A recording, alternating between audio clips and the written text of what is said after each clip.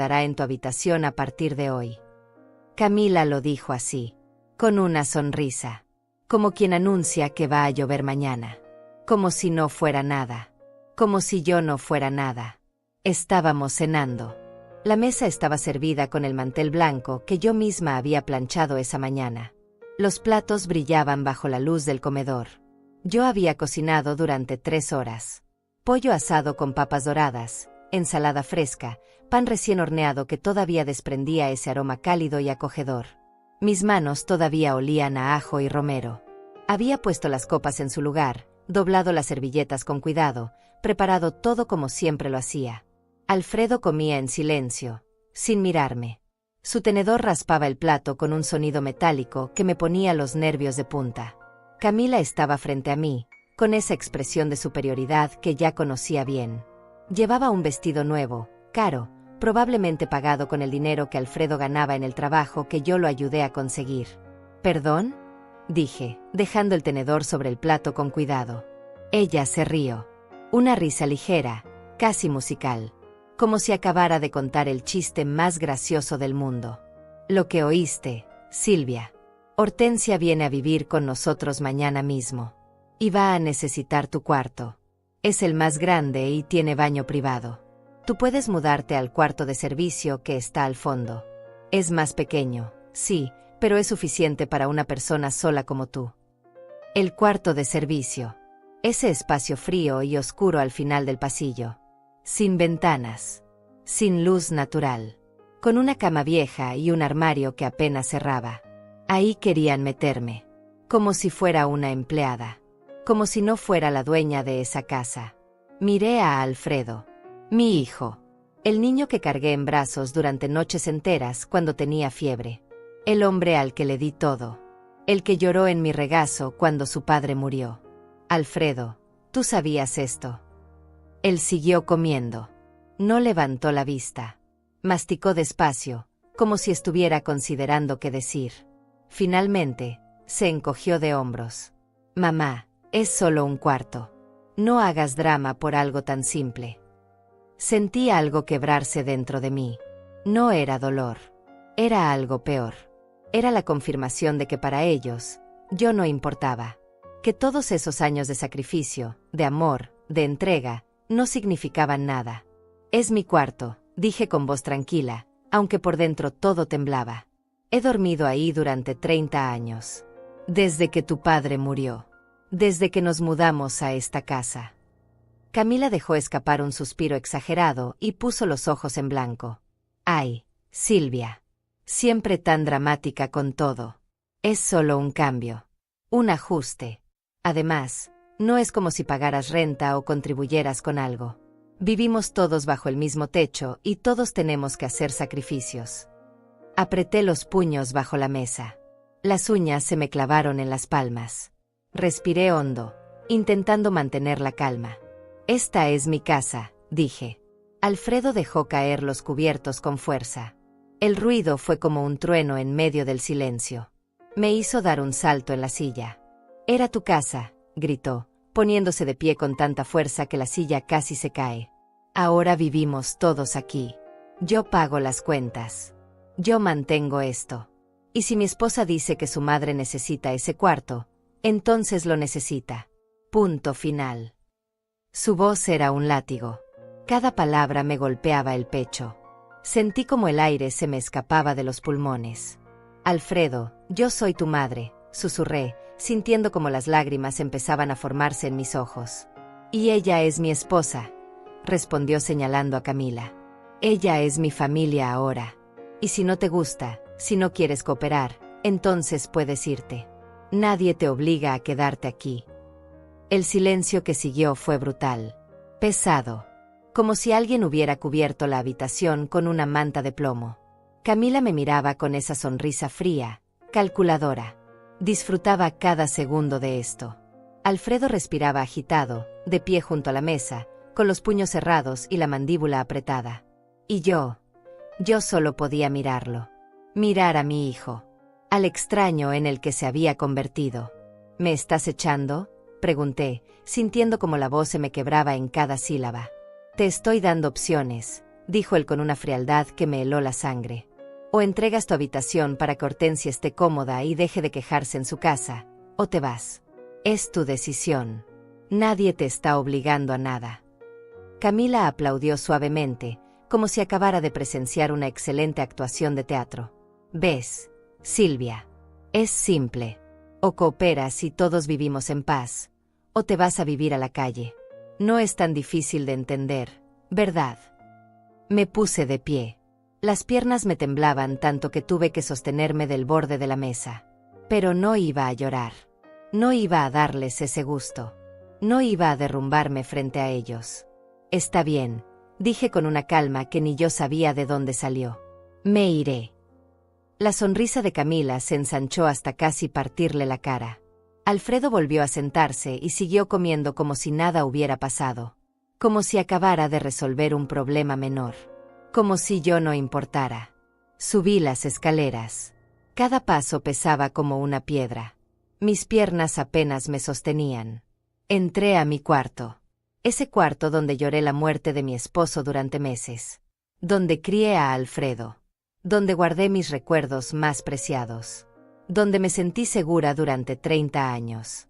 Saqué una bolsa grande del armario y empecé a guardar mis cosas. Ropa doblada con cuidado. Las fotos de mi esposo. Los documentos importantes que guardaba en una caja de metal. El rosario que mi madre me dio antes de morir. Mis manos temblaban, pero no me detuve. No podía detenerme. Abajo escuché risas. Ellos seguían cenando.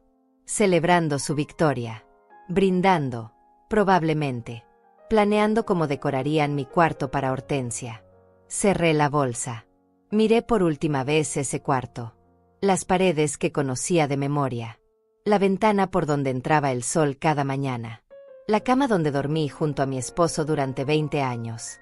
Y algo dentro de mí cambió. No fue rabia. No fue tristeza. Fue algo más profundo. Fue determinación. Fue claridad absoluta. Bajé las escaleras con mi bolsa en mano. Alfredo y Camila levantaron la vista desde la mesa. Ella tenía una copa de vino en la mano. ¿Ya te vas?, preguntó Camila con burla. ¡Qué rápido! Pensé que al menos llorarías un poco más. No respondí. Abrí la puerta principal. Saqué mi teléfono del bolsillo y llamé un taxi. Esperé afuera, en el frío de la noche, sintiendo como el viento me golpeaba la cara. Alfredo no salió a despedirse. No salió a preguntarme si estaba bien. No salió a decirme que lo sentía. Camila me observó desde la ventana del comedor con esa expresión de victoria absoluta. Levantó su copa hacia mí, como en un brindis silencioso. Pero ellos no sabían algo. Algo que yo había guardado en secreto durante 20 años. No sabían que yo tenía dinero. Mucho dinero. No sabían que administré cada centavo de la pensión de mi esposo con sabiduría y disciplina. Que invertí en fondos seguros. Que ahorré sin que nadie lo supiera.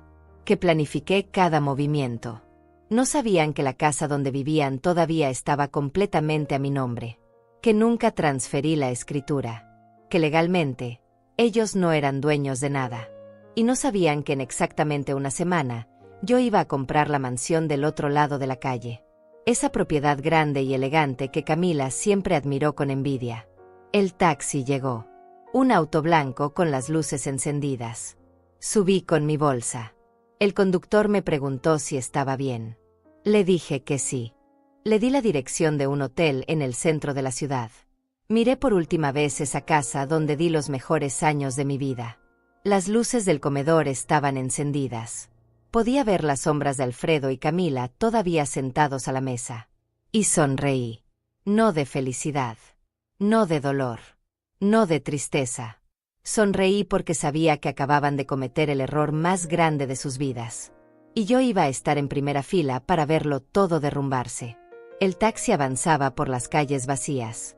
Las luces de la ciudad pasaban como estrellas fugaces frente a la ventana. Yo miraba todo sin ver realmente nada. Mi mente estaba en otro lugar. En otro tiempo. Porque esto no había comenzado esa noche. Esta humillación tenía raíces profundas. Raíces que se hundían en años de silencio. De sacrificio ignorado. de amor despreciado. Alfredo no siempre fue así. Hubo un tiempo en que me miraba con ojos llenos de admiración. Cuando era niño, corría hacia mí cada vez que llegaba del trabajo. Me abrazaba las piernas y me decía que yo era la mejor mamá del mundo, que me amaba más que a nadie. Pero todo cambió cuando su padre murió. Roberto, mi esposo, el hombre que me prometió el mundo y me dio una vida simple pero llena de amor. Murió de un infarto cuando Alfredo tenía 19 años. Fue repentino, brutal. Una mañana estaba desayunando conmigo y a la tarde ya no estaba. El dolor casi me mata, pero no podía derrumbarme. Tenía que ser fuerte por Alfredo. Tenía que seguir adelante. Así que trabajé. Limpié casas durante el día y oficinas durante la noche. Mis manos se agrietaban del cloro y el detergente. Mi espalda dolía tanto que algunos días apenas podía levantarme de la cama. Pero nunca me quejé, porque era por mi hijo, por su educación, por su futuro. Alfredo estaba en la universidad entonces. Estudiaba administración de empresas. Yo pagaba cada centavo de su matrícula, cada libro, cada transporte. Le daba dinero para que comiera bien, para que no pasara necesidades, para que pudiera concentrarse en sus estudios. Y él lo sabía. Él veía cómo llegaba a casa exhausta, cómo mis manos temblaban de cansancio, cómo a veces me saltaba comidas para que él pudiera tener lo necesario. Pero nunca dijo gracias. Nunca me preguntó si yo estaba bien. Nunca ofreció buscar un trabajo de medio tiempo para ayudar. Porque en su mente, yo era su madre. Y eso era lo que las madres hacían. Sacrificarse, desaparecer, existir solo para servir. Cuando conoció a Camila, todo empeoró. Ella era diferente a las chicas que había traído a casa antes. Venía de una familia con dinero. Usaba ropa cara. Hablaba con ese tono de superioridad que te hace sentir pequeño sin siquiera insultar directamente. La primera vez que la vi, intenté ser amable. Le preparé café. Le pregunté sobre su familia. Le mostré fotos de Alfredo cuando era niño. Ella apenas me miró. Respondió con monosílabos. Revisó su teléfono todo el tiempo. Y cuando Alfredo salió de la habitación por un momento, me miró de arriba abajo y dijo: Alfredo merece algo mejor que esta casa vieja. Sentí el golpe, pero no dije nada, porque Alfredo parecía feliz. Y yo solo quería que él fuera feliz. Se casaron 2 años después. Yo pagué la mitad de la boda. Gasté casi $10,000 que tenía ahorrados. Dinero que había guardado centavo por centavo durante años. Camila eligió todo. El salón más caro. El vestido más lujoso. El menú más elaborado. Yo solo fui una invitada más. Me sentaron en una mesa al fondo, lejos de la familia de Camila. Lejos de Alfredo. Cuando llegó el momento del baile con la madre del novio, Alfredo bailó conmigo menos de 1 minuto. Luego me dejó en la silla y siguió con sus amigos.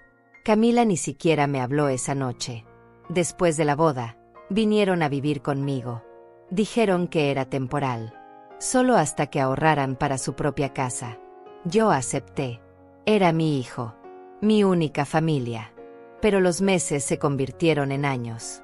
Y con cada mes que pasaba, me fui convirtiendo en menos. En alguien invisible. En un fantasma en mi propia casa. Camila redecoraba sin consultarme. Tiraba mis cosas a la basura diciendo que eran viejas y feas. Invitaba a sus amigas y me mandaba a mi cuarto para que no las molestara. Usaba mi cocina, mis ollas, mis platos, pero nunca limpiaba nada. Y Alfredo solo miraba. A veces sonreía cuando Camila se burlaba de mí. A veces se unía a ella. Mamá, ya no estás en forma. Deberías hacer ejercicio. Mamá, esa ropa es ridícula en ti. Mamá, no hables tan fuerte. Avergüenzas a Camila frente a sus amigas. Cada comentario era una puñalada pequeña, pero constante, día tras día, hasta que empecé a creer que tal vez tenían razón, que tal vez yo era el problema. Dejé de salir. Dejé de ver a mis pocas amigas. Dejé de ir a la iglesia. Me encerré en mi cuarto y en la cocina. Me convertí en lo que ellos querían que fuera. Una sombra. Pero había algo que ellos no sabían. Algo que yo guardaba en secreto. Cuando Roberto murió, dejó una pensión. No era mucho. $2,000 al mes. Pero era mío. Y yo nunca lo gasté todo. Siempre guardaba la mitad. A veces más. Durante 20 años, ahorré en silencio. Abrí una cuenta bancaria que Alfredo no conocía. Invertí en fondos de bajo riesgo que un amigo de Roberto me recomendó. Fui paciente. Fui disciplinada. Y ahora tenía casi $500,000. Dinero que nadie sabía que existía. También tenía la casa. La escritura estaba a mi nombre. Roberto la había dejado así en su testamento. Yo nunca la transferí a Alfredo. Nunca firmé ningún papel. Legalmente, todo era mío. Ellos vivían en mi casa. Comían con mi dinero cuando yo pagaba el mercado. Usaban mis muebles, mis platos, mis sábanas. Y nunca lo supieron. El taxi se detuvo frente al hotel. Un lugar sencillo pero limpio en el centro de la ciudad. Pagué al conductor. Bajé con mi bolsa.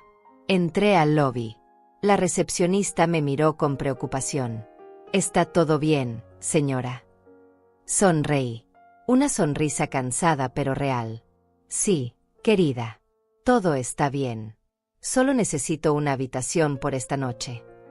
Subí a la habitación. Era pequeña. Una cama, un baño, una ventana que daba a la calle. Nada lujoso. Pero era mío. Nadie iba a entrar a gritarme. Nadie iba a pedirme que me moviera de mi propio espacio. Me senté en la cama. Saqué mi teléfono. Busqué el contacto de Vicente Antúnez, un abogado que había sido amigo de Roberto. Un hombre honesto y confiable. Le escribí un mensaje. «Vicente, necesito hablar contigo mañana temprano. Es urgente». Respondió en menos de 5 minutos. «Claro, Silvia. Te espero a las 9 en mi oficina. ¿Estás bien?» «Ahora sí», escribí de vuelta. Apagué el teléfono. Me acosté en la cama todavía vestida. Miré el techo blanco. Escuché los sonidos de la ciudad a través de la ventana. Y por primera vez en años, respiré tranquila. Porque ya no estaba atrapada. Ya no estaba en esa casa donde cada día me convertía en menos. Estaba libre. Y ahora, por primera vez en mucho tiempo, iba a tomar decisiones por mí misma. Decisiones que cambiarían todo. Cerré los ojos. Y justo antes de quedarme dormida, pensé en la cara que pondrían Alfredo y Camila cuando descubrieran la verdad. Cuando supieran que la anciana que echaron de su propia casa no era una carga. Era la dueña de todo lo que ellos creían tener. Desperté temprano. El sol apenas comenzaba a filtrarse por la ventana del hotel. Me duché con calma. Me vestí con la ropa que había empacado la noche anterior. Una blusa sencilla, unos pantalones oscuros. Nada llamativo. Nada que me hiciera sentir fuera de lugar. Bajé a desayunar al pequeño comedor del hotel. Café negro y tostadas. Simple. Suficiente. A las 9 en punto estaba frente a la oficina de Vicente Antúnez. Un edificio viejo pero bien mantenido en el centro de la ciudad. Subí las escaleras hasta el 3er piso. Toqué la puerta con su nombre grabado en una placa dorada. «Adelante», escuché su voz desde adentro. Entré. Vicente estaba detrás de su escritorio, con sus lentes de lectura puestos, revisando unos papeles. Al verme, se levantó inmediatamente. «Silvia», dijo con preocupación. «¿Qué pasó? Te ves cansada». Me senté en la silla frente a él. Y por primera vez desde la noche anterior, sentí que podía hablar sin que me juzgaran. Sin que me hicieran sentir pequeña. «Alfredo me echó de la casa», dije con voz tranquila. Vicente dejó caer los papeles sobre el escritorio. Su expresión cambió de preocupación a incredulidad. «¿Cómo? ¿De qué casa?» «De mi casa», respondí. «De la casa que Roberto me dejó. La casa donde viví 30 años». Le conté todo. La cena. Las palabras de Camila. El ultimátum de Alfredo. La humillación. El cuarto de servicio donde querían meterme como si fuera una empleada. Vicente escuchó en silencio. Cuando terminé, se quitó los lentes y se frotó los ojos. «Silvia, Esa casa está a tu nombre. Él no puede echarte. Lo sé, dije. Pero ya no quiero estar ahí. Ya no quiero vivir donde no me quieren. Él asintió. Me miró con esos ojos comprensivos que me recordaban a Roberto. ¿Qué quieres hacer? Respiré hondo. Había pensado en esto toda la noche. Había planeado cada paso. Quiero vender esa casa. Y quiero comprar otra. Lejos de ellos. Vicente anotó algo en un papel. Puedo ayudarte con eso. Pero hay algo que debes saber. Si vendes esa casa, Alfredo y su esposa se quedarán sin nada. ¿Estás preparada para eso? Sí, dije sin dudar. Ellos me dejaron sin nada anoche. Es su turno de sentir lo mismo. Pero había algo más. Algo que todavía no le había contado. Algo que me dolía tanto que apenas podía respirar cuando lo recordaba. Vicente, dije con voz más baja. Hay algo que nunca te conté. Algo que pasó hace 5 años. Él se inclinó hacia adelante. Atento. Cuando Roberto murió, dejó un seguro de vida. $50,000. Era para mí. Para que yo pudiera vivir tranquila. Para que no tuviera que trabajar hasta matarme. Vicente asintió. Él conocía ese seguro. Había ayudado a Roberto a contratarlo. Alfredo tenía 24 años entonces. Continué. Acababa de terminar la universidad. Necesitaba dinero para un proyecto. Un negocio que quería empezar con un amigo. Me pidió prestados $30,000. Sentí como la voz se me quebraba. Pero seguí. Me dijo que era una inversión segura. Que en 6 meses me devolvería todo con intereses. Que por favor confiara en él. Que era su oportunidad de salir adelante. Vicente cerró los ojos. Ya sabía cómo terminaba esta historia. Le di el dinero, dije. Le transferí $30,000. Todo lo que tenía ahorrado. Todo lo que Roberto había dejado para mí. ¿Y qué pasó? El negocio fracasó en 3 meses. Perdió todo el dinero. Y nunca me devolvió ni un centavo. El silencio en la oficina era tan pesado que casi podía sentirlo presionando mi pecho. Cuando le pregunté sobre el dinero, continué, me dijo que eso era lo que las madres hacían. Ayudar a sus hijos. Que yo no debería estar cobrándole. Que era egoísta de mi parte pedirle que me devolviera. Vicente golpeó el escritorio con el puño. Ese maldito. Esos $30,000 eran todo lo que tenía, dije sintiendo como las lágrimas comenzaban a formarse. Tuve que volver a trabajar. Tuve que limpiar casas otra vez. Tuve que sacrificarme otra vez. Porque él perdió mi dinero y ni siquiera pidió perdón. Y lo peor de todo no era la pérdida del dinero. Lo peor era lo que vino después.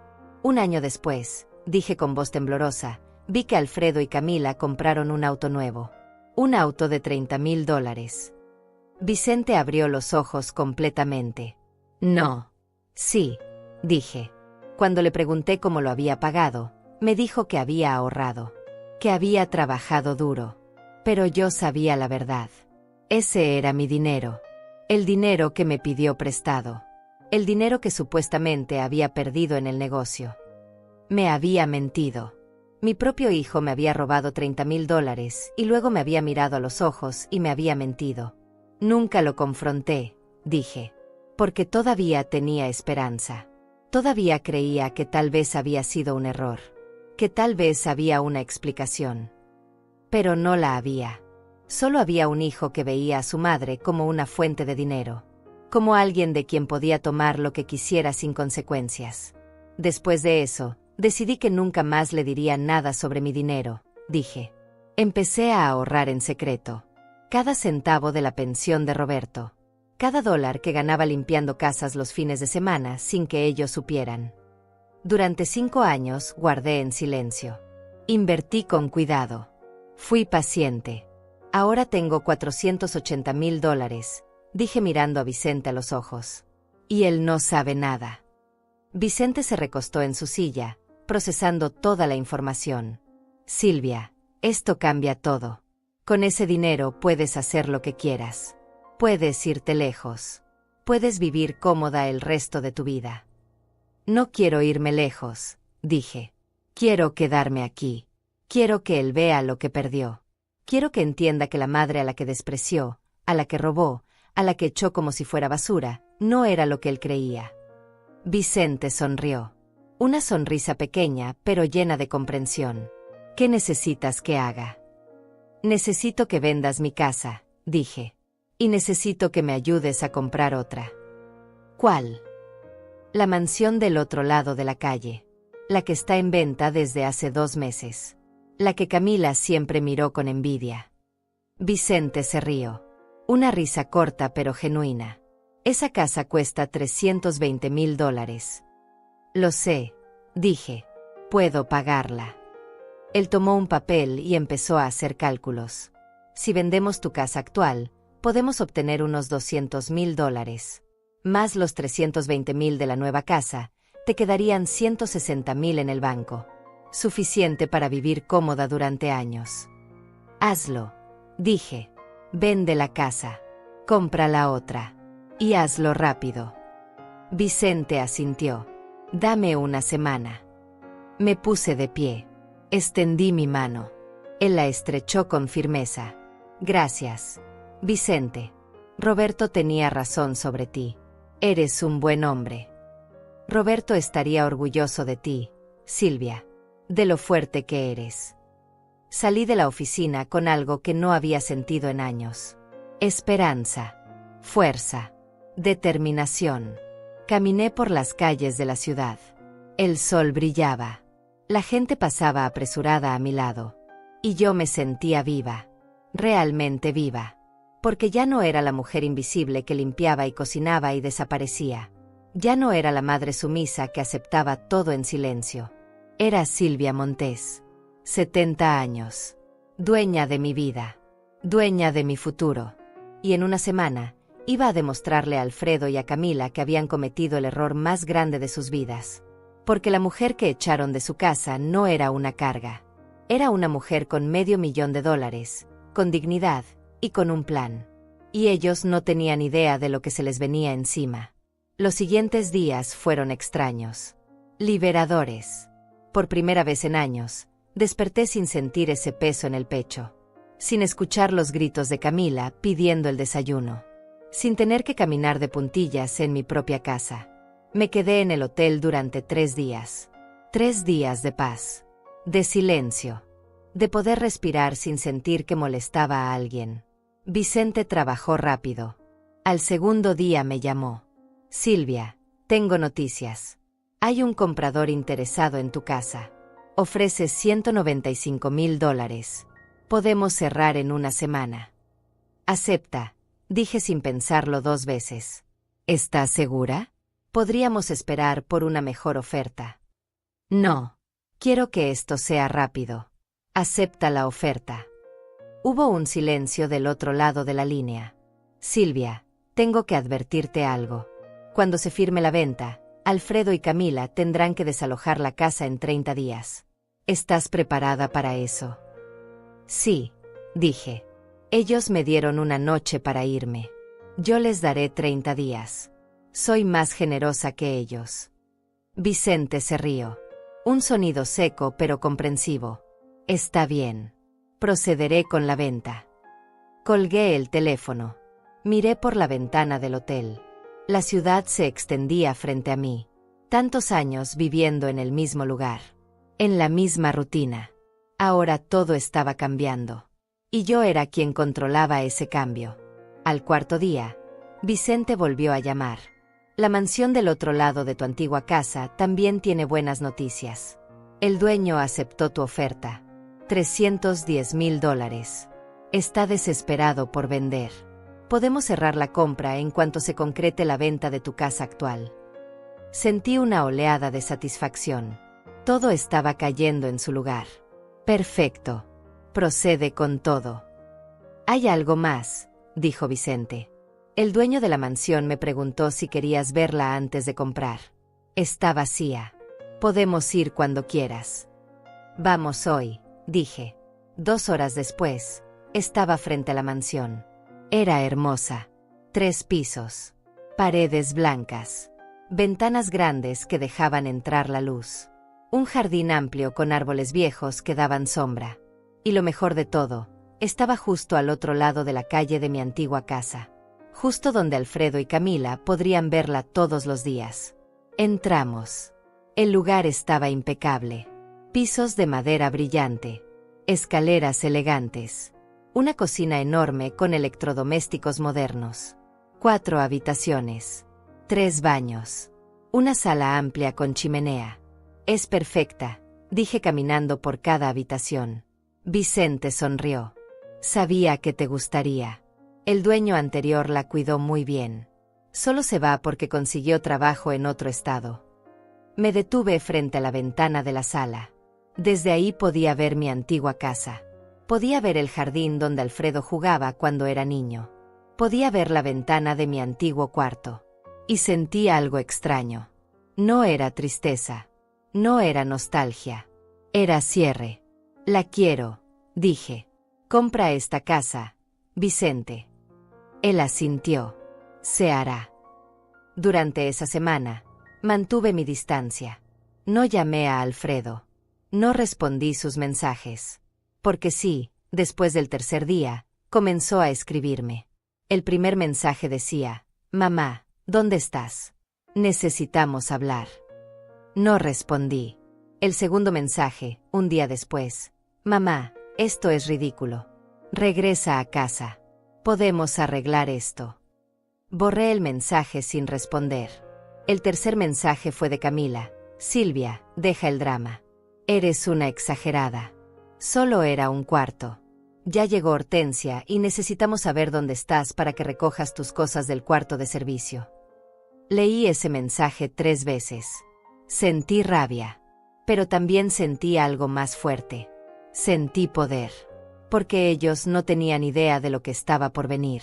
No respondí ningún mensaje. Los dejé en el vacío.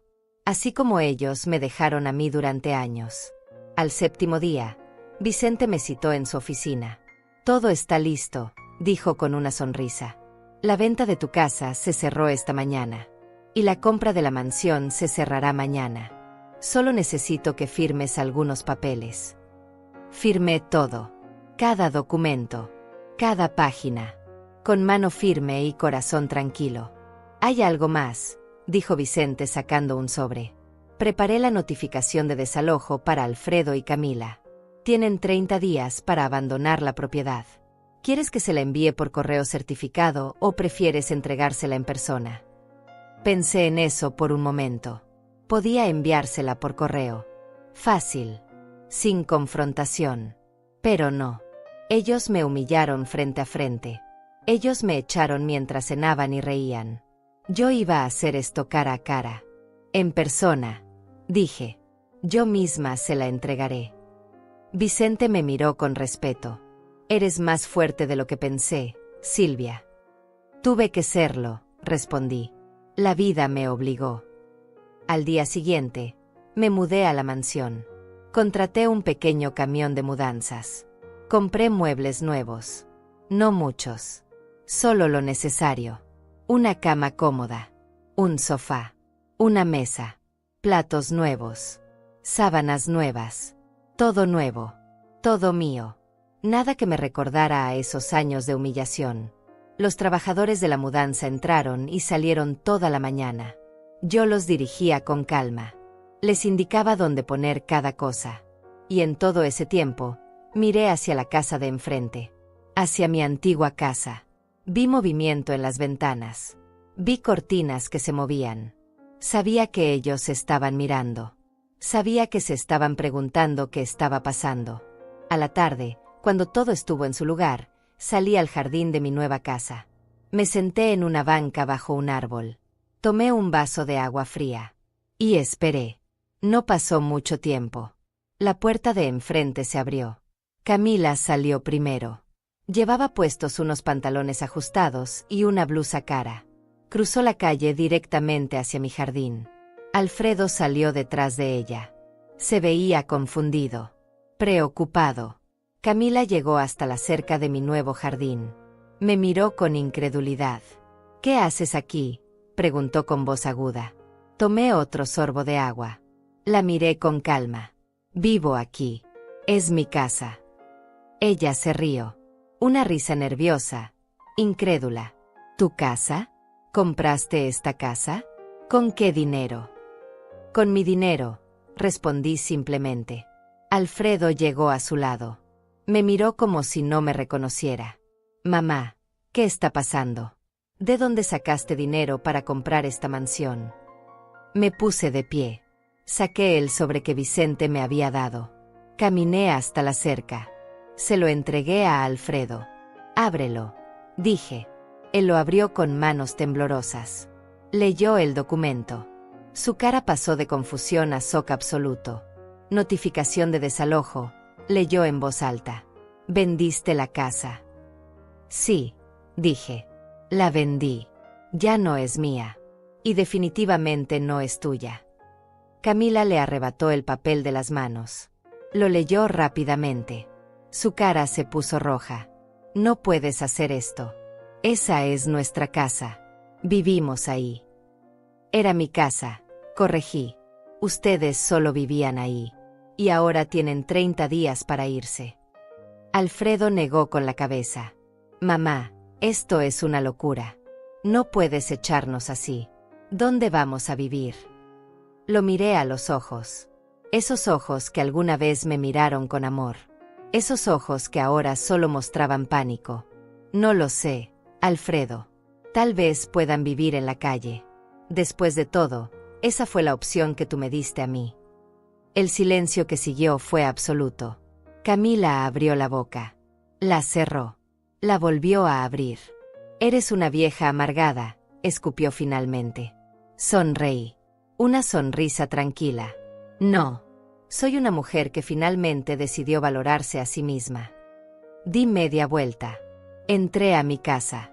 Cerré la puerta. Desde la ventana los vi parados ahí, en medio de la calle, con el papel en la mano. Perdidos. Asustados. Y por primera vez en años, no sentí culpa. Sentí paz. Los primeros días en mi nueva casa fueron como despertar de una pesadilla que había durado décadas. Me levantaba temprano, preparaba mi café en esa cocina enorme y luminosa, y me sentaba junto a la ventana que daba a la calle. Desde ahí podía ver todo. Podía ver mi antigua casa. Podía ver cómo Alfredo salía cada mañana con la cara tensa, con los hombros caídos. Podía ver cómo Camila miraba hacia mi mansión con esa mezcla de rabia y envidia que ya no me afectaba. Durante la primera semana después de entregarles la notificación de desalojo, no recibí ningún mensaje. Ninguna llamada. Nada. Ellos estaban procesando la situación. Estaban tratando de entender cómo la anciana a la que habían echado como si fuera basura ahora vivía en la casa más hermosa de la cuadra mientras ellos se enfrentaban un desalojo. Yo seguía mi rutina con tranquilidad. Decoraba mi casa poco a poco. Compraba plantas para el jardín. Leía libros que había querido leer durante años, pero nunca tuve tiempo. Cocinaba solo para mí, porciones pequeñas, comida que me gustaba a mí y a nadie más. Era una libertad que había olvidado que existía. Pero sabía que la calma no duraría. Sabía que Alfredo eventualmente vendría. Y tenía razón. Fue un martes por la tarde. Yo estaba en el jardín, podando unas rosas que habían empezado a crecer salvajes, cuando escuché el timbre. Dejé las tijeras de podar sobre la mesa del jardín, me quité los guantes y caminé hacia la puerta. Sabía quién era antes de abrir. Alfredo estaba ahí. Solo. Sin Camila. Se veía terrible. Tenía ojeras profundas. La camisa arrugada. El cabello despeinado. Como si no hubiera dormido en días. Le abrí la puerta pero no lo invité a pasar. Me quedé ahí, en el umbral, mirándolo con la misma expresión tranquila que había mantenido desde que me fui de su casa. Se quedó callado por un momento, como si estuviera buscando las palabras correctas. Finalmente habló con voz ronca, cansada, llena de una desesperación que intentaba disfrazar como preocupación. Me dijo que necesitábamos hablar. Que esto había ido demasiado lejos. Que él entendía que yo estaba enojada, que tenía derecho a estarlo, pero que vender la casa había sido una exageración. Me dijo que Camila estaba muy estresada, que su madre Hortensia había tenido que regresar a su ciudad porque el ambiente estaba muy tenso, que ellos no tenían dinero ahorrado para rentar otro lugar tan rápido. Me preguntó si yo realmente iba a dejarlos en la calle, si realmente iba a hacerle eso a mi propio hijo. Lo escuché sin interrumpirlo. Dejé que dijera todo lo que tenía que decir. Y cuando terminó, cuando se quedó ahí parado esperando mi respuesta, simplemente le pregunté si recordaba la noche de la cena. Si recordaba haberme dicho que podía irme a vivir a la calle. Si recordaba haber comido tranquilamente mientras yo empacaba mis cosas con las manos temblando. Su cara cambió. La falsa preocupación desapareció. Y lo que vi en su lugar fue algo peor. Vi molestia. Vi frustración. Como si yo fuera la irrazonable. Como si yo fuera quien estaba haciendo algo malo.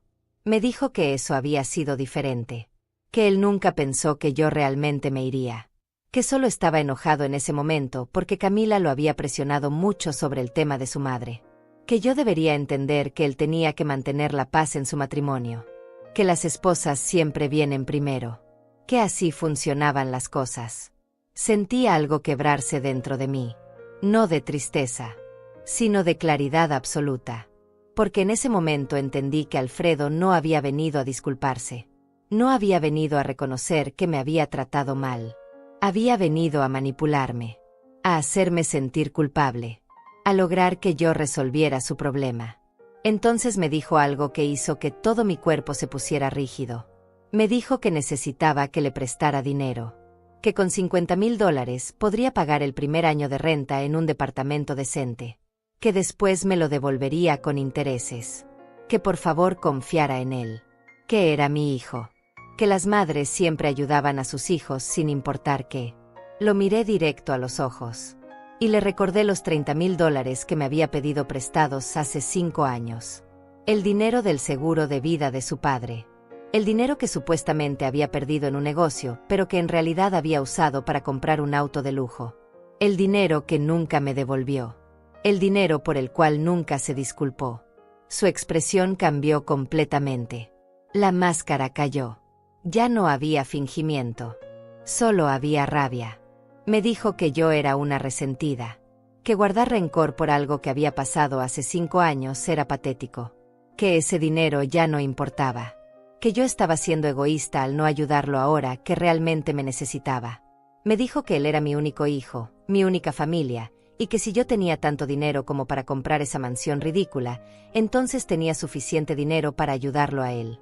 Y entonces dijo algo que nunca voy a olvidar. Me dijo que si yo no le prestaba ese dinero, si yo no cancelaba la venta de la casa y se las devolvía, entonces él nunca me volvería a hablar. Que yo me quedaría sola para siempre. Que moriría sola en esa casa grande y vacía sin nadie que me quisiera. Que él era todo lo que yo tenía y que estaba a punto de perderlo por mi orgullo estúpido. Cada palabra fue diseñada para herirme. Para hacerme sentir pequeña. Para hacerme sentir asustada, para que yo cediera como siempre había cedido. Pero algo en mí había cambiado. Ya no era la mujer que se tragaba el dolor en silencio. Ya no era la madre que se sacrificaba hasta desaparecer. Le dije con voz calmada y firme que no le iba a prestar ni un centavo. Que la casa ya estaba vendida y que nada de lo que él dijera iba a cambiar eso. Que tenía 30 días para encontrar otro lugar donde vivir y que después de eso, si no se habían ido, la policía los sacaría por la fuerza. Le dije que durante años yo había sido invisible para él, que me había usado como una fuente inagotable de dinero y trabajo sin darme nada a cambio excepto desprecio, y que ahora era su turno de enfrentar las consecuencias de sus acciones. Le dije que si él decidía no hablarme nunca más, yo iba a estar bien. Que había vivido 70 años en este mundo y que había aprendido que estar sola era mejor que estar rodeada de gente que te hace sentir sola. Su cara se puso roja. Apretó los puños. Por un momento pensé que iba a gritarme, pero no lo hizo. En lugar de eso, me miró con un odio tan puro, tan profundo, que casi pude sentirlo físicamente. Me dijo que yo me iba a arrepentir de esto, que yo estaba cometiendo el error más grande de mi vida, que él se iba a asegurar de que yo pagara por lo que le estaba haciendo. Y después dio media vuelta y se fue caminando rápido, casi corriendo, de regreso a la casa de enfrente. Cerré la puerta. Me apoyé contra ella. Y respiré profundo. No estaba asustada. No estaba triste. Estaba aliviada. Porque finalmente había dicho todo lo que necesitaba decir. Finalmente me había parado firme frente a él y había establecido límites. Los siguientes días fueron tensos. Veía cómo Alfredo y Camila entraban y salían de la casa con cajas. Estaban empezando a empacar, pero se notaba que no tenían un plan. Se notaba que estaban desesperados. Una tarde vi a Camila gritándole a Alfredo en medio del jardín. No podía escuchar las palabras exactas, pero el lenguaje corporal lo decía todo. Ella estaba furiosa. Él estaba agotado. El matrimonio perfecto se estaba desmoronando frente a mis ojos. Y yo no sentí alegría. No sentí satisfacción vengativa. Solo sentí una tristeza profunda por todo lo que pudo haber sido diferente si ellos hubieran elegido el respeto en lugar del abuso. Pasaron 2 semanas más. Yo seguía mi vida con normalidad. Salía a caminar por las mañanas. Visitaba el mercado. Compraba flores frescas para mi casa. Me sentaba en el jardín a leer bajo la sombra de los árboles. Y cada día, cuando miraba hacia la casa de enfrente, veía cómo la desesperación crecía. Veía cómo las luces se quedaban encendidas hasta tarde en la noche. Veía cómo Alfredo salía y regresaba con la cara cada vez más demacrada. Ellos no sabían que esto apenas estaba comenzando. No sabían que la casa era solo el principio. Porque yo había tomado otra decisión. Una decisión que Vicente había ejecutado esa misma semana. Había cambiado mi testamento. Todo lo que yo tenía, cada centavo, cada inversión, cada propiedad, ahora iba a ir a una fundación de caridad que ayudaba a mujeres mayores abandonadas por sus familias. Alfredo no iba a recibir nada. Absolutamente nada. Y cuando lo descubriera, cuando finalmente entendiera que la gallina de los huevos de oro que siempre pensó que tendría disponible se había ido para siempre, iba a ser demasiado tarde. Pero eso vendría después. Por ahora, solo tenía que esperar. Solo tenía que ver cómo la vida que ellos habían construido sobre mi sacrificio se derrumbaba pieza por pieza. Y yo iba a estar ahí, en mi mansión, en paz, viendo cómo finalmente cosechaban lo que habían sembrado. La tercera semana del plazo de desalojo estaba llegando a su fin. Yo podía ver desde mi ventana cómo Alfredo y Camila se movían con una urgencia cada vez más frenética. Las cajas se acumulaban en el garaje. Un camión de mudanza pequeño llegó un día y se llevó algunos muebles. Pero no todos. No tenían a dónde llevarlos. No tenían un lugar a donde ir. Yo seguía mi rutina diaria sin alterarme. Me levantaba temprano, preparaba mi desayuno, cuidaba mi jardín, leía mis libros. La paz que sentía en esa casa era algo que no había experimentado en décadas. Cada rincón era mío. Cada decisión era mía. Nadie me gritaba. Nadie me exigía nada. Nadie me hacía sentir que yo era un estorbo en mi propio espacio. Pero por las noches, cuando me sentaba en la sala con una taza de té caliente, pensaba en todo lo que había tenido que hacer para llegar hasta aquí. Y me daba cuenta de que mi plan no había terminado. Todavía faltaba una pieza. Una pieza crucial que ellos no sabían que existía. Durante todos estos años, mientras yo limpiaba y cocinaba y desaparecía en segundo plano, yo había estado haciendo algo más. Algo que nadie imaginaba. Había estado construyendo mi propia seguridad en silencio. Había estado tomando decisiones financieras inteligentes que ahora me daban no solo independencia, sino verdadero poder. Porque el dinero que tenía no era solo de la pensión de Roberto. No era solo de los ahorros que había acumulado centavo por centavo. Había algo más. Algo que había mantenido en absoluto secreto. Cuando Roberto murió, además del seguro de vida que Alfredo prácticamente me robó, había otra póliza. Una más pequeña, de $20,000, que estaba a nombre mío en una compañía de seguros diferente. Alfredo nunca supo de su existencia porque Roberto la había contratado años antes, cuando Alfredo era apenas un niño, y los documentos estaban guardados en una caja de seguridad en el banco. Tomé ese dinero y, en lugar de gastarlo, lo invertí. Contraté a un asesor financiero que me ayudó a ponerlo en fondos de inversión conservadores. Durante 20 años, ese dinero creció. Se multiplicó. Y ahora, junto con mis ahorros disciplinados de la pensión, tenía una fortuna que me daba libertad absoluta. Pero había más. Hacía 10 años, cuando todavía trabajaba limpiando casas, una de mis clientas, una señora mayor llamada Alma Fontés, me dejó algo en su testamento. Ella no tenía familia. Yo había cuidado de ella durante sus últimos 5 años de vida, no solo limpiando su casa, sino haciéndole compañía, llevándole medicinas, leyéndole libros cuando su vista falló. Cuando murió, su abogado me contactó y me dijo que ella me había dejado $50,000. Yo lloré durante días. Nunca esperé nada a cambio de mi cariño hacia ella. Pero ella me vio, me valoró y me recompensó. Ese dinero también lo invertí. Y también creció. Y luego estaba la casa que acababa de vender. La casa que Roberto compró cuando Alfredo era pequeño, cuando las propiedades en esa zona no valían casi nada. Con los años, el vecindario mejoró. Se volvió codiciado. Y esa casa modesta que compramos en $30,000 ahora valía casi $200,000.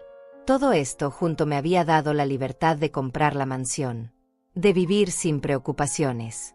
De no tener que depender de nadie nunca más. Y ahora venía la parte que ellos no sabían. La parte que iba a cambiar todo para siempre. Llamé a Vicente una tarde. Le pedí que viniera a mi casa. Necesitaba hablar con él sobre el siguiente paso. Llegó al día siguiente por la mañana. Se sentó en mi sala, aceptó el café que le ofrecí, y me escuchó con atención mientras le explicaba lo que quería hacer. Le dije que quería cambiar mi testamento de manera oficial y definitiva, que quería asegurarme de que todo estuviera en orden legal, que no quería dejar ningún cabo suelto que Alfredo pudiera usar para reclamar algo después de mi muerte. Vicente asintió lentamente. Sacó una libreta y empezó a tomar notas.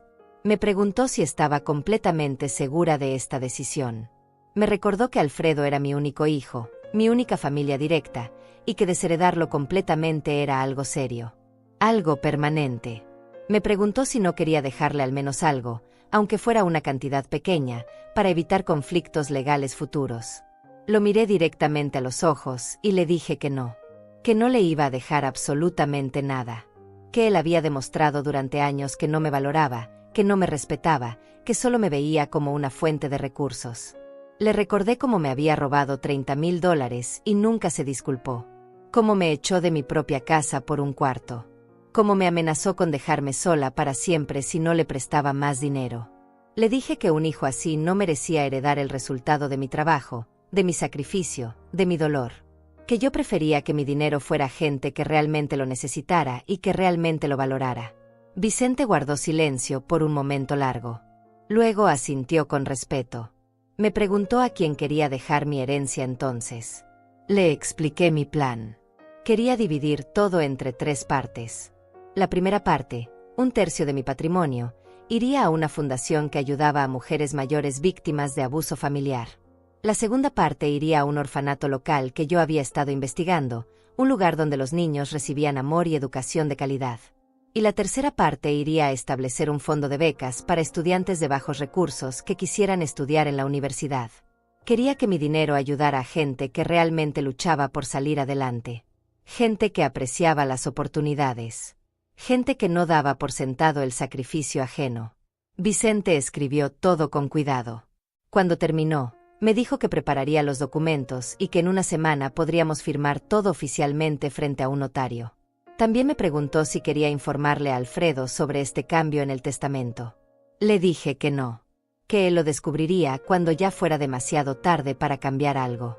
Que él lo descubriría cuando yo ya no estuviera y se diera cuenta de que había perdido no solo mi presencia, sino también cualquier beneficio financiero que alguna vez pensó que tendría garantizado. Vicente se fue esa tarde con todos los papeles necesarios. Yo me quedé en mi sala, mirando por la ventana hacia la casa de enfrente. Vi a Camila salir con 2 maletas grandes. Las metió en su auto. Alfredo salió detrás de ella con más cajas. Discutían. Podía ver por su lenguaje corporal que la tensión entre ellos era insoportable. Ella movía las manos con brusquedad. Él negaba con la cabeza repetidamente. El matrimonio se estaba quebrando bajo la presión. Y yo sabía por qué. No era solo por el desalojo. Era por algo más profundo. Ellos habían construido su vida sobre una mentira. Sobre la suposición de que yo siempre estaría ahí para salvarlos. Que yo siempre tendría la casa donde podían vivir gratis. Que yo siempre cocinaría, limpiaría y desaparecería cuando fuera conveniente. Que yo siempre sería la red de seguridad que ellos podían usar y abusar sin consecuencias. Pero esa red ya no existía. Y ahora estaban cayendo. Y no había nadie que los atrapara. Los días siguientes fueron los más reveladores. Porque empecé a notar cosas que antes no veía. Empecé a ver con claridad cómo ellos realmente vivían. Alfredo salía todas las mañanas en su auto, ese auto caro que había comprado con mi dinero robado. Pero ahora volvía a casa temprano, mucho antes de su horario normal de trabajo. Un día lo vi discutiendo por teléfono en el jardín, caminando de un lado a otro con gestos desesperados. Otro día vi cómo Camila revisaba papeles en la mesa del comedor a través de la ventana, con la cabeza entre las manos, claramente abrumada. Me di cuenta de algo. Ellos no tenían ahorros. Todo el dinero que Alfredo ganaba se gastaba inmediatamente. Ropa cara para Camila. Cenas en restaurantes lujosos. Ese auto de $30,000. Vacaciones. Todo eso lo hacían porque vivían en mi casa gratis. Porque no pagaban renta. Porque yo pagaba el mercado muchas veces. Porque yo subsidiaba su vida sin que ellos lo reconocieran. Y ahora que esa ventaja había desaparecido, ellos no podían sostener ese estilo de vida. No podían pagar la renta de un departamento decente. No podían mantener las apariencias. Todo su castillo de naipes se estaba derrumbando. Una noche, casi al final de la tercera semana, vi algo que confirmó mis sospechas. Un auto viejo y destartalado llegó frente a mi antigua casa. Bajó un hombre mayor con overol de trabajo. Alfredo salió a recibirlo. Hablaron por unos minutos. El hombre sacó una libreta y escribió algo. Alfredo firmó un papel. Era un tasador. Alfredo estaba tratando de vender los muebles. Los muebles que yo había comprado. Los muebles que había cuidado durante años. Los estaba vendiendo porque necesitaba efectivo desesperadamente. Vi cómo el hombre entraba a la casa y salía 20 minutos después. Le dio algo de dinero a Alfredo. Probablemente no mucho. Los muebles eran viejos. No valían gran cosa. Pero Alfredo tomó ese dinero con manos temblorosas, como si fuera un tesoro. Esa imagen me quedó grabada. Mi hijo, el hombre que me había echado de mi propia casa con tanta arrogancia, ahora estaba vendiendo muebles usados en la calle como un desesperado. Y yo no sentí alegría.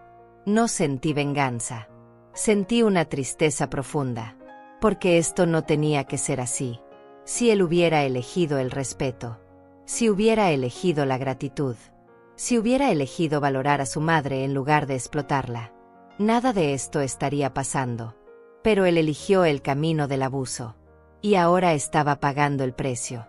Faltaban solo 5 días para que se cumpliera el plazo de desalojo. Y ellos todavía no tenían a dónde ir. Cada día que pasaba, la desesperación era más visible. Cada día se movían más rápido. Cada día parecían más perdidos. Y yo seguía ahí, en mi mansión, en paz, sabiendo que había tomado las decisiones correctas. Sabiendo que finalmente me había elegido a mí misma después de 70 años de elegir a otros. Vicente me llamó esa noche para confirmar que todos los documentos del testamento estaban listos. Que solo necesitaba ir a su oficina al día siguiente para firmar todo oficialmente. Le dije que estaría ahí. Y mientras colgaba el teléfono, miré una última vez hacia la casa de enfrente. Las luces estaban encendidas. Podía ver sombras moviéndose detrás de las cortinas. Podía imaginar el pánico, la confusión, el miedo. Ellos no sabían lo que estaba por venir. No sabían que su peor pesadilla apenas estaba comenzando. Porque yo no solo les había quitado la casa, les había quitado su futuro. Les había quitado la red de seguridad que pensaban que siempre tendrían. Y ahora iban a tener que aprender a vivir con las consecuencias de sus propias acciones. Igual que yo tuve que hacerlo durante tantos años. El día 30 llegó. Era un viernes por la mañana. El sol brillaba con una claridad casi cruel. Yo estaba sentada en mi sala, tomando mi café, cuando vi el camión de la policía estacionarse frente a mi antigua casa.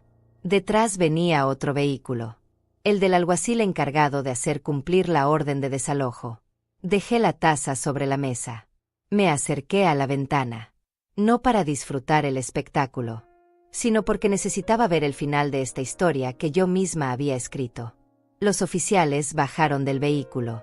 Uno de ellos llevaba papeles en la mano. Tocaron la puerta. Esperaron. Nadie respondió.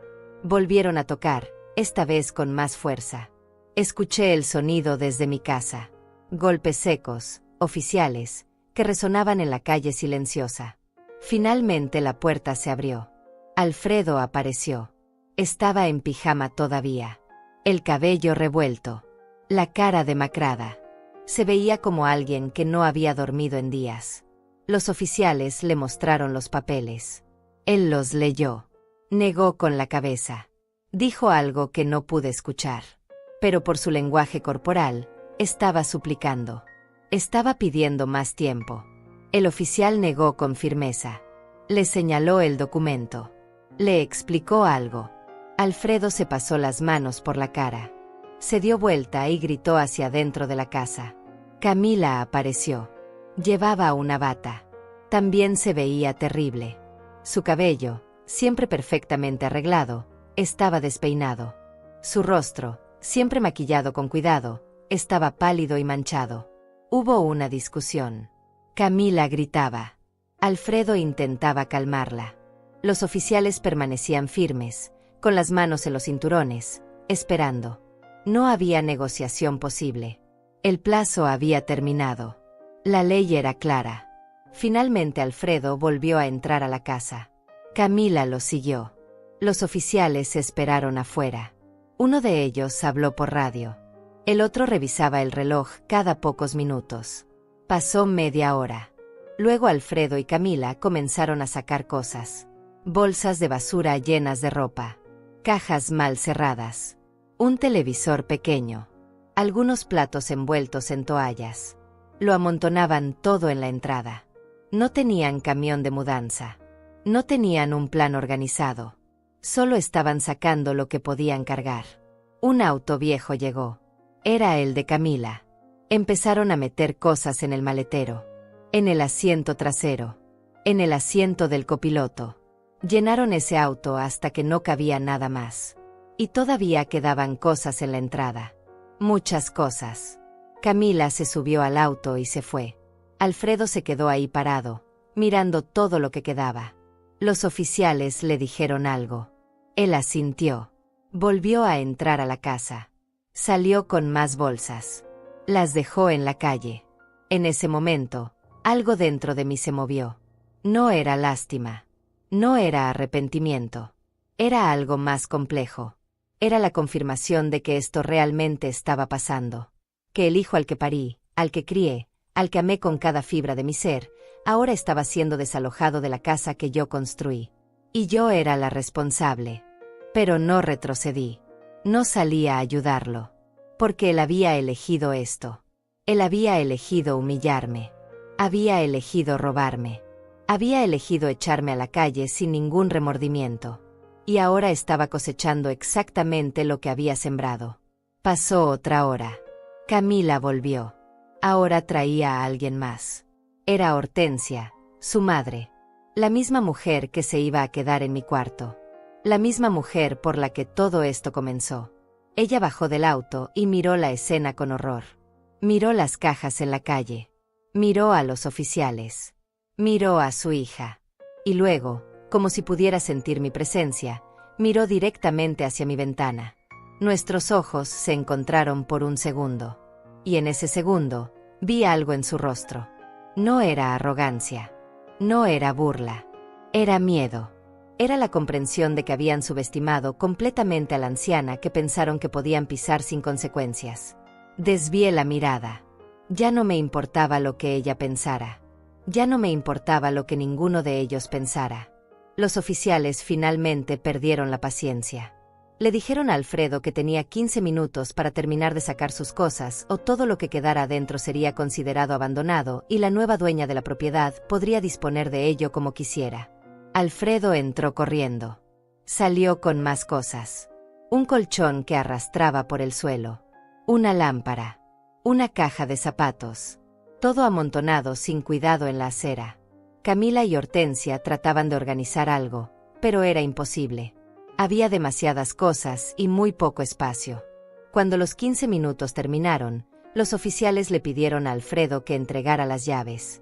Él buscó en sus bolsillos con manos temblorosas. Sacó el llavero. Lo miró por un momento largo. Y luego se lo entregó al oficial. El oficial tomó las llaves, verificó algo en sus papeles, y le dijo a Alfredo que el desalojo estaba completado, que ya no podía entrar a esa propiedad, que si lo hacía, sería arrestado por allanamiento. Alfredo asintió sin decir nada. Se dio vuelta y miró la casa. Su casa durante tantos años. La casa donde había vivido gratis, donde había comido la comida que yo cocinaba, donde había dormido en paz mientras yo trabajaba hasta agotarme. Y entonces hizo algo que no esperaba. Miró hacia mi ventana, directamente hacia donde yo estaba. No podía ver mis ojos desde esa distancia, pero yo podía ver los suyos. Y lo que vi ahí no fue arrepentimiento. No fue disculpa. Fue odio puro. Me sostuve firme. No aparté la mirada. Lo dejé ver que yo estaba ahí, que yo había presenciado todo, que yo no sentía culpa. Después de un momento que pareció eterno, él apartó la vista. Se subió al auto con Camila y Hortensia. El auto estaba tan lleno que apenas podían cerrar las puertas. Y se fueron, dejando atrás montones de cosas en la acera que no pudieron llevarse. Los oficiales colocaron un candado nuevo en la puerta. Pegaron un aviso legal. Y luego ellos también se fueron. La calle quedó en silencio. Solo quedaban las cajas y bolsas abandonadas en la acera. Testimonios mudos de una vida que se había derrumbado. Me alejé de la ventana. Volví a mi sala. Terminé mi café que ya estaba frío. Y respiré. Era oficial. Alfredo ya no tenía la casa. Ya no tenía el refugio que yo le había proporcionado durante años. Ya no tenía la red de seguridad de su madre siempre disponible para rescatarlo. Ahora estaba solo. Él y su esposa. Enfrentando el mundo sin el colchón que yo había sido para ellos. Más tarde ese día, Vicente me llamó. Me dijo que la nueva propietaria de la casa tomaría posesión al día siguiente. Me preguntó si quería supervisar la limpieza de las cosas que habían quedado abandonadas. Le dije que no. Que donara todo a caridad. Que la gente que realmente lo necesitara se beneficiara de ello. También me confirmó que el cambio de testamento estaba completado y registrado oficialmente. Que Alfredo no heredaría absolutamente nada. Que todo iría a las fundaciones que yo había elegido. Le agradecí. Colgué el teléfono. Y por primera vez en 30 días, desde que todo esto comenzó, lloré. No lloré por Alfredo. No lloré por lo que había perdido. Lloré por lo que nunca tuvimos. Lloré por la relación madre-hijo que pudo haber sido hermosa, pero que él destruyó con su egoísmo. Lloré por los años que perdí tratando de ganarme un amor que él nunca estuvo dispuesto a dar. Lloré por la Silvia que fui. La que se sacrificó hasta desaparecer. La que creyó que el amor se demostraba muriendo poco a poco por los demás. Y cuando las lágrimas se secaron, me miré al espejo. Vi a una mujer de 70 años. Con arrugas que contaban historias de dolor, pero también de resistencia. Con ojos cansados, pero finalmente en paz. Y me dije a mí misma algo que debí decirme hace décadas. Merecías mejor. Y ahora finalmente lo tienes. Las semanas que siguieron al desalojo fueron extrañamente silenciosas. Yo esperaba sentir algo diferente. Tal vez culpa. Tal vez arrepentimiento. Pero lo único que sentía era una paz profunda que no había experimentado en décadas. Me levantaba cada mañana sin ese nudo en el estómago. Desayunaba tranquila. Caminaba por mi jardín. Leía en el sillón junto a la ventana. Era una vida simple. Pero era mía. La nueva dueña de mi antigua casa resultó ser una pareja joven con 2 niños pequeños. Los vi mudarse una semana después del desalojo. Traían plantas para el jardín. Pintaron la fachada de un color más alegre. Los niños jugaban en el patio. Había risas. Había vida. Era como si la casa finalmente hubiera despertado de una pesadilla larga y oscura. Yo los saludaba cuando nos cruzábamos en la calle. Ellos eran amables. Respetuosos. Un día la mujer vino a tocar mi puerta. Me trajo galletas caseras como gesto de bienvenida al vecindario. Me dijo que habían escuchado que yo había vivido en esa casa antes. Le dije que sí, que había sido mi hogar durante 30 años. Ella me miró con curiosidad, pero no hizo más preguntas. Y yo no ofrecí más información. Durante el primer mes, no supe nada de Alfredo. Ningún mensaje. Ninguna llamada. Era como si hubiera desaparecido del mundo. Yo no lo busqué. No pregunté por él. Porque sabía que si él quería contactarme, lo haría. Y si no lo hacía, entonces esa también era su elección. Pero la ciudad era pequeña. Y eventualmente, las noticias llegaban. Me enteré por Vicente. Vino a visitarme una tarde para traerme unos documentos finales sobre la venta de la casa. Mientras tomábamos café en mi sala, me dijo casi con pena que había visto a Alfredo en el centro de la ciudad. Me dijo que se veía mal, que estaba trabajando en una tienda de autopartes, que su auto, ese auto de $30,000 que compró con mi dinero, ya no lo tenía. Probablemente lo había vendido para pagar deudas. También me contó que Camila se había ido, que alguien la había visto en el aeropuerto con su madre Hortensia, que aparentemente había vuelto a la ciudad de donde venía, que el matrimonio había terminado. Escuché todo esto sin expresión. Vicente me preguntó cómo me sentía al respecto. Le dije la verdad. Le dije que no sentía nada, ni alegría ni tristeza, solo una especie de cierre. Como cuando terminas de leer un libro muy largo y doloroso y finalmente puedes cerrarlo y ponerlo en el estante. Pero Vicente tenía más información. Me dijo que había escuchado algo más. Que Alfredo había intentado conseguir un préstamo en varios bancos. Que lo habían rechazado en todos. Que su historial crediticio era un desastre. Que aparentemente había estado viviendo con deudas de tarjetas de crédito durante años.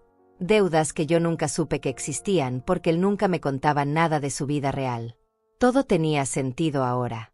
El auto caro. La ropa de marca. Las cenas en restaurantes lujosos. Todo había sido una fachada construida sobre deudas. Y ahora que esa fachada se había caído, la realidad era brutal. Me preguntó si yo quería hacer algo. Si quería ayudarlo de alguna manera. Le dije que no. Que Alfredo era un adulto. Que tenía que aprender a enfrentar las consecuencias de sus decisiones. Que yo ya había hecho suficiente. Que había dado suficiente. Que ahora era su turno de crecer. Pasaron 2 meses más. El otoño llegó con sus hojas doradas y su aire fresco. Yo seguía mi rutina. Había empezado a hacer trabajo voluntario en la biblioteca local. Leía cuentos a los niños los sábados por la mañana. Me sentía útil. Me sentía valorada. Los niños me abrazaban. Me llamaban abuela Silvia. Y ese cariño simple y genuino llenaba algo en mí que no sabía que estaba vacío. Una tarde de octubre, cuando regresaba de la biblioteca, vi a alguien sentado en las escaleras de mi casa. Mi corazón se detuvo por un segundo. Era Alfredo. Se veía terrible. Había perdido peso. Tenía barba descuidada. La ropa arrugada. Las ojeras profundas. Se levantó cuando me vio llegar. Se quedó ahí parado, sin saber qué decir. Subí las escaleras lentamente. Lo miré a los ojos. Y esperé. Si él había venido hasta aquí, entonces tenía que ser él quien hablara primero. Finalmente abrió la boca. Su voz salió ronca, quebrada. Me dijo que necesitaba hablar conmigo. Que había estado pensando mucho.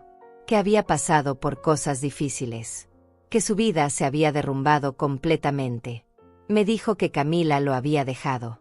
Que se había ido con su madre y le había pedido el divorcio. Que él estaba viviendo en un cuarto rentado pequeño y barato. Que apenas le alcanzaba para comer. Que había perdido todo. Lo escuché sin interrumpirlo. Sin mostrar emoción. Solo escuchando. Entonces dijo algo que me sorprendió. Me dijo que lo sentía. Que había sido un mal hijo. Que había sido egoísta. Que había dado por sentado todo lo que yo hice por él durante años. Que nunca valoró mi sacrificio. Que nunca entendió cuánto yo había trabajado para darle una buena vida. Me dijo que ahora, viviendo en la pobreza, trabajando en un empleo que apenas le pagaba lo mínimo, finalmente entendía lo que yo había sentido todos esos años. Finalmente entendía lo difícil que había sido para mí mantenerlo en la universidad. Mantener la casa. Mantener todo funcionando mientras él solo tomaba y nunca daba nada a cambio. Las palabras sonaban sinceras. Su voz temblaba. Sus ojos estaban rojos, como si hubiera estado llorando. Pero yo había vivido demasiado. Había sido engañada demasiadas veces. Y sabía reconocer la diferencia entre arrepentimiento genuino y manipulación desesperada. Le pregunté qué quería de mí. ¿Para qué había venido realmente? Su expresión cambió. Solo por un segundo. Pero lo vi. Vi la máscara deslizarse. Y entonces lo dijo. Me dijo que necesitaba ayuda. Que solo necesitaba un pequeño préstamo para salir del hoyo en el que estaba. $5,000. Solo eso. Para pagar sus deudas más urgentes. Para poder respirar un poco. Y después me lo devolvería. Me lo prometía. Ahí estaba. La verdad. No había venido a disculparse realmente. Había venido a conseguir dinero. Otra vez. Le dije que no. Le dije que no le iba a prestar ni un centavo. Que ya había caído en esa trampa antes y no iba a volver a caer. Su expresión cambió completamente. La falsa humildad desapareció. Y en su lugar volvió la rabia. Me dijo que yo era su madre. Que se suponía que las madres ayudaban a sus hijos sin importar qué. Me dijo que yo tenía dinero de sobra, que vivía en una mansión mientras él vivía en la miseria. Me preguntó cómo podía dormir tranquila sabiendo que su propio hijo estaba sufriendo. Le respondí con calma. Le dije que yo dormía perfectamente bien. Que finalmente había aprendido que ayudar a alguien que no quiere cambiar no es ayuda, es complicidad. Que él había tenido incontables oportunidades de elegir diferente y siempre había elegido el camino fácil, el camino egoísta. Le recordé los $30,000 que me robó. Le recordé cómo me echó de mi casa. Le recordé cada humillación, cada desprecio, cada vez que me hizo sentir invisible. Le dije que si él estaba sufriendo ahora, no era culpa mía. Era culpa suya. Era el resultado directo de sus propias acciones. Y que yo ya no iba a salvarlo. Que él tenía que salvarse a sí mismo. Se quedó callado. Luego me miró con ese odio que ya había visto antes. Me dijo que yo era una mujer amargada y cruel. Que algún día me iba a arrepentir de esto. Que cuando yo fuera vieja y estuviera sola y enferma, no iba a tener a nadie. Y que eso sería culpa mía. Le dije que yo ya era vieja. Que ya había estado sola durante años, incluso cuando él vivía conmigo. Y que prefería estar sola con paz que acompañada de gente que solo me usaba. Bajó las escaleras. Se fue caminando rápido, casi corriendo. No miró atrás. Y yo me quedé ahí parada, viendo cómo se alejaba, sabiendo que probablemente esa era la última vez que lo vería. Entré a mi casa. Cerré la puerta. Me senté en mi sillón favorito. Y no lloré. No sentí culpa. No sentí arrepentimiento. Solo sentí alivio. Porque finalmente había roto el ciclo. Finalmente había dejado de permitir que me usaran. Finalmente me había elegido a mí misma. Alfredo había perdido todo. Su casa. Su esposa. Su estilo de vida. Su red de seguridad. Y yo había ganado algo mucho más valioso. Había ganado mi dignidad. Mi paz. Mi libertad. Y eso no tenía precio. Han pasado 6 meses desde aquella última conversación con Alfredo en las escaleras de mi casa. 6 meses en los que mi vida ha encontrado un ritmo que nunca pensé que sería posible. Un ritmo de paz. De propósito. De verdadera felicidad. Me levanto cada mañana con el sol. Preparo mi café exactamente como me gusta. Sin apuros. Sin nadie gritándome que se le hace tarde. Desayuno en mi jardín cuando el clima lo permite. Leo el periódico completo. Dedico tiempo a cuidar mis plantas, que han crecido hermosas bajo mi atención constante. Los sábados sigo yendo a la biblioteca. Los niños me esperan con entusiasmo. Me abrazan cuando llego. Me piden que les lea sus cuentos favoritos una y otra vez. Sus padres me agradecen. Me dicen que sus hijos hablan de mí durante toda la semana. Ese cariño simple y genuino me llena el corazón de una manera que nunca experimenté con mi propio hijo. También me uní a un grupo de mujeres mayores que se reúne los miércoles. Hacemos manualidades. Compartimos historias. Nos reímos. Muchas de ellas han pasado por situaciones similares a la mía. Hijos ingratos. Familias que las usaron. Años de sacrificio no reconocido. Y todas, de una manera u otra, encontramos la fuerza para elegir nuestra propia paz. Nos entendemos sin necesidad de explicaciones largas. Y ese entendimiento mutuo es sanador. Vicente se ha convertido en un amigo cercano. Viene a visitarme cada 2 semanas. Tomamos café. Hablamos de la vida. Me actualiza sobre los trámites legales finales. Me confirma que mi testamento está blindado. Que todo está en orden.